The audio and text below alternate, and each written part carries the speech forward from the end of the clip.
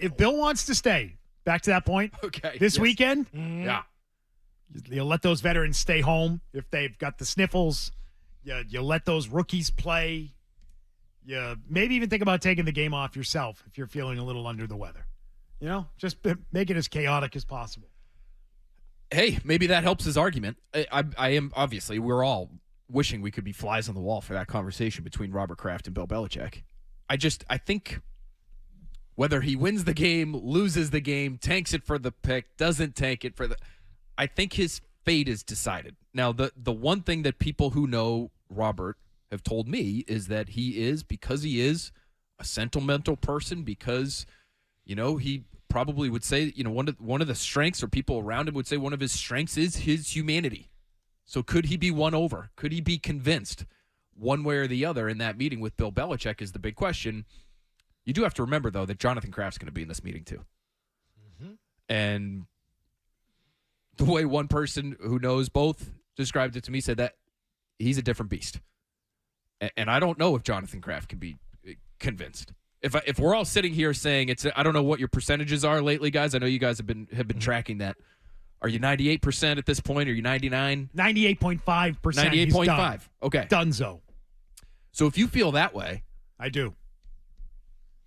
And if we're thinking that Robert Kraft, the door is just open that little smidgen for Robert Kraft to move the other way, is it open half as much for Jonathan Kraft? Is it open a quarter as much, or is it completely closed? I would say it's completely closed because he will not get caught up in the emotion and the relationship of the last however many years. I think that's fair. Yeah. And that's a key factor here.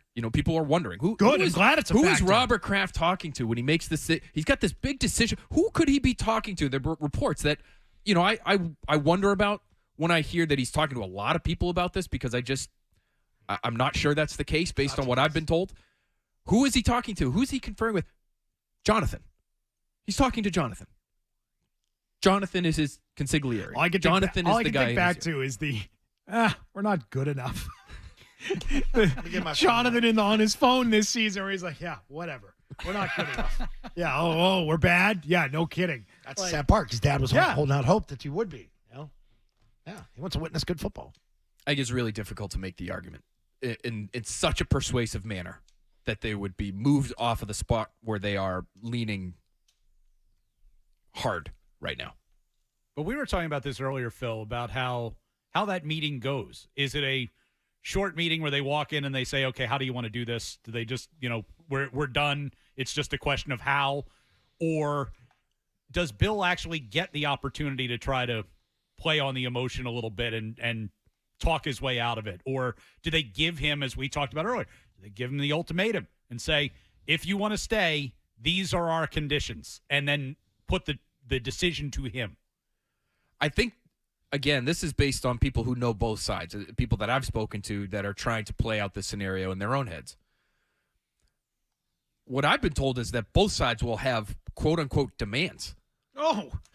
which to me, if you're on the Bill Belichick end of it and you've got demands. He's got demands. You've got things that you need to see happen. Carrying around his balls in a wheelbarrow. How is that going to go? You know what, Jonathan? Fire him today. Do it right now. He's got demands. What are his demands? He's going to want to have things taken care of in such a way that it makes sense for him to come back. I think that's how people look at Bill. And listen, the people that I've spoken to, Beetle, have a reaction similar to the one you're having, which is, how is that going to go? If he doesn't fall on the sword, if he doesn't take some blame for how things have gone over the course of the last few years. He's got demands.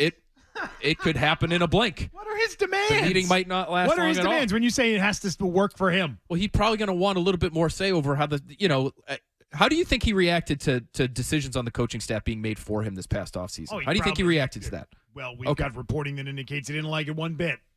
He submarined the guy they brought in? I can tell you, yeah, and the Herald did a good job of reporting this, Andrew and Doug. But I know for a fact that Bill Belichick made it pretty clear he thought things were trending in the right direction at the end of last season with Matt Patricia. He has got to be the only person in America who felt that way.